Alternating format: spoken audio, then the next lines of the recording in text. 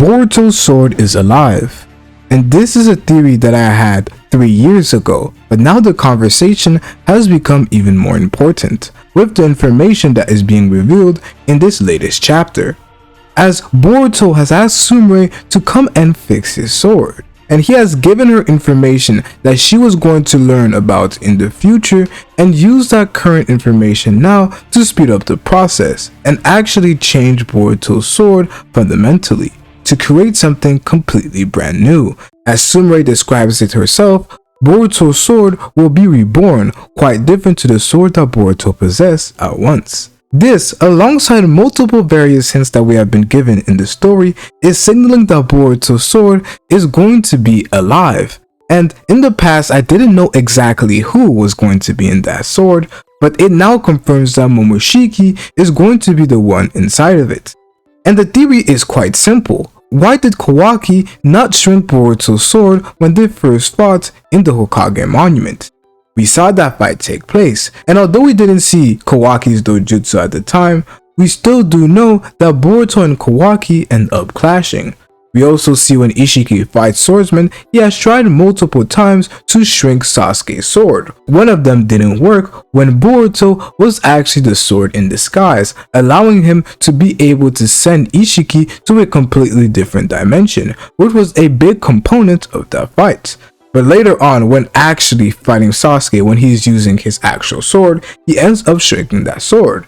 So all of this is to say that with Ishiki's dojutsu, Kawaki should be able to shrink Boruto's sword. So why does he not do so in that time skip scene?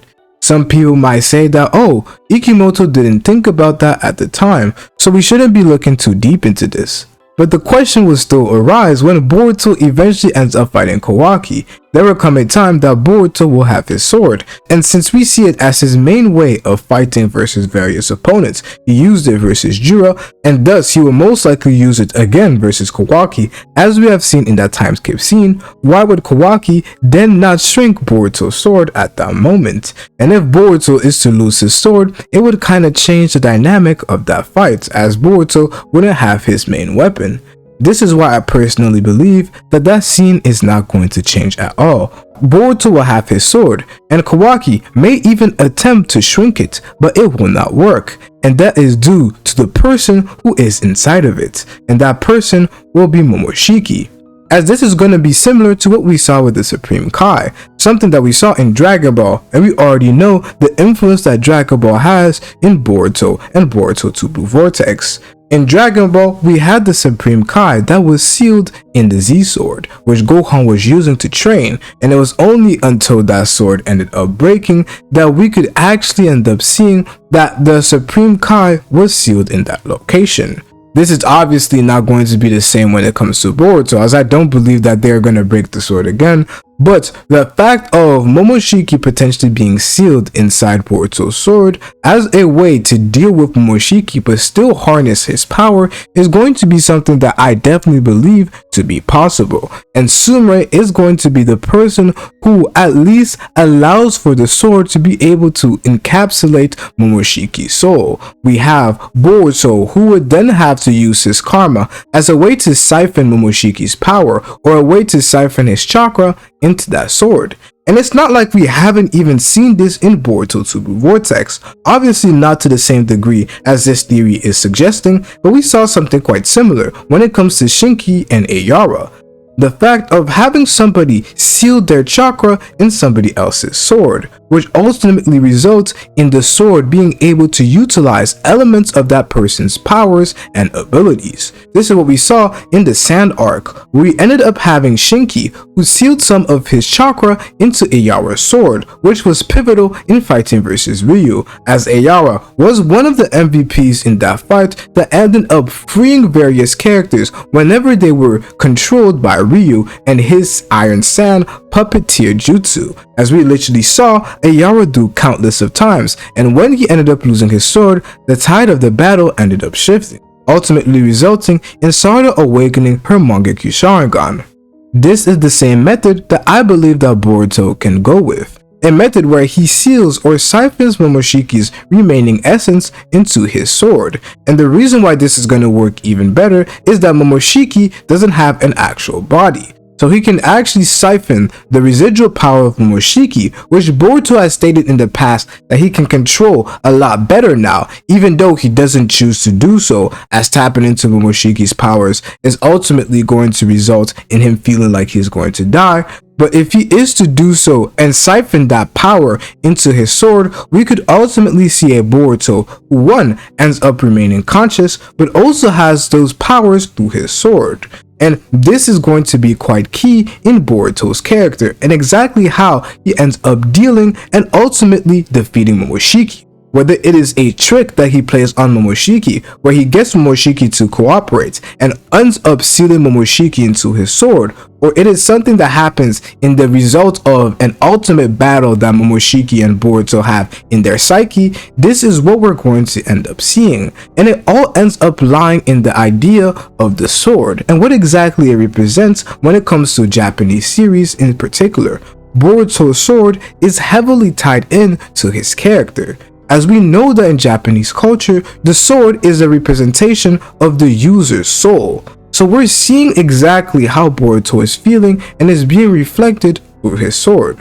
When he was fighting versus Sasuke, we ended up seeing that Boruto's sword was broken, which symbolizes the fact that Boruto's spirit was also broken in that fight, ultimately not being strong enough to protect his father, not being able to wield his karma, as we did hear from Boruto himself that he felt like he was dying when he was using the karma in that fight versus Code, and ultimately ended up never using the karma before. That was when his spirit was broken, which was reflected in his sword. And ultimately, we saw him regain his spirit, grow up, and now challenge himself to fight various characters. We never saw his sword get chipped when it comes to fighting any other character, but Jiro, when he was fighting versus Code, he had his spirit high. He was able to fight versus Code like there was no tomorrow, but he started wavering and losing focus when he was fighting Jiro, and the reason why is quite simple and understandable. Jiro is the person who is said to kill Boruto. In all the various futures, the person who ends up killing Boruto is Jiro. And he ends up fighting Jiro, knowing that in the future that Kasha Koji has seen, he was supposed to die. So in the latter stages of that fight, when Boruto kept getting clobbered and beat to the ground, he ended up losing his focus, and that chipped sword ends up representing that fact and showcasing it. And now we're seeing that Boruto is going to give that sword to be fixed and to be reborn as a sword that is completely different. And what exactly did Boruto do right before that? He ended up making a deal with Momoshiki, where Momoshiki and Boruto for the first time now have the potential of working together, which is ultimately going to create something brand new, a brand new power that Boruto is going to be able to siphon. And his sword itself is going to be reborn as something completely brand new. This is what is being symbolized through Boruto's sword, and what is being symbolized through the story and character journey of both Boruto and Momoshiki. We're going to see something completely different come to be. And now when Boruto has his new sword, we're going to see Boruto's internal dynamic be a lot more structured, find its final resolution, where I believe that the next time that we see Boruto use his sword, or at least tap into his sword's full potential, is when he finally deals with who he is as a person, when Boruto finally accepts his Otsutsuki side, as the Otsutsuki side has always been linked to Boruto's sword being broken some way, shape, or form, and now we're seeing that change. So that's what I personally believe is the theory that is most likely going to be true, and this is a theory that I've been betting on for quite some time, that Momoshiki is the one that enables Boruto's sword to have this divine property that prevents Kawaki from being able to shrink it, whether it is due to a simple chakra or due to the simple fact that Momoshiki is making Boruto's sword basically alive. But maybe that isn't the answer, or at least maybe that isn't what Sumire is going to do to Boruto's sword exactly. Maybe Boruto ends up developing this technique a little later on, as we know that Boruto and Kawaki, their fight is not going to take place anytime soon. So what exactly could Sumire have been doing if it isn't this? One thing that has also been hinted towards is that Sumire may be the person who finally ends up mastering the lightsaber attack move that we saw Katasuke create. We know that early on in the manga and in the anime, we ended up seeing this sword being utilized in the fight versus Ao, where although the sword had a lot of flaws, it possessed a quite unique ability that basically allowed it to bypass a person's durability by the chakra penetrating basically anything it touched. Maybe with this secret scroll that we have Boruto give to Sumire, where Sumire looks at and basically says, oh, Boruto's sword is going to be made and reborn into something brand new, this is what she could be hinting towards. A more chakra or lightsaber-like sword that Boruto ends up utilizing, where she ends up creating something that reduces the weakness of the previous lightsaber sword that was created, and the fact that it drains your chakra too heavily, where in this case the user itself is able to siphon the right amount of chakra that he needs, increasing or decreasing the size of the sword to whatever the user desires. This could also play a part in the fact that we know that Kinshiki have various powers that end up dealing with weaponry, so we could see something similar where this time Boruto's sword ends up glowing red, something similar to Kinshiki, or maybe hinting at Boruto utilizing Kinshiki's powers in the future. This is something that we could potentially end up seeing, but this is definitely another option. The option of Sumire refining this scientific technology that Katasuke made in the past. Now, the final theory of what exactly Boruto's sword may now become that we're going to be discussing in today's video lies with Nue. And this one is a lot less concrete, as we haven't really seen Nue in this series when it comes to the manga, but we've seen in the past when it comes to Misaki's Sage Mode that it doesn't necessarily have to feature in the manga to be canon. So with Nue in particular, she could end up sealing Nue instead of Momoshiki being what allows Boruto's sword to become alive. We have Nue that takes up that role, where due to the simple fact that we're seeing the path of Sumire's character in the story. With this chapter, it was pretty much confirmed what Sumire's new role in the story is going to be.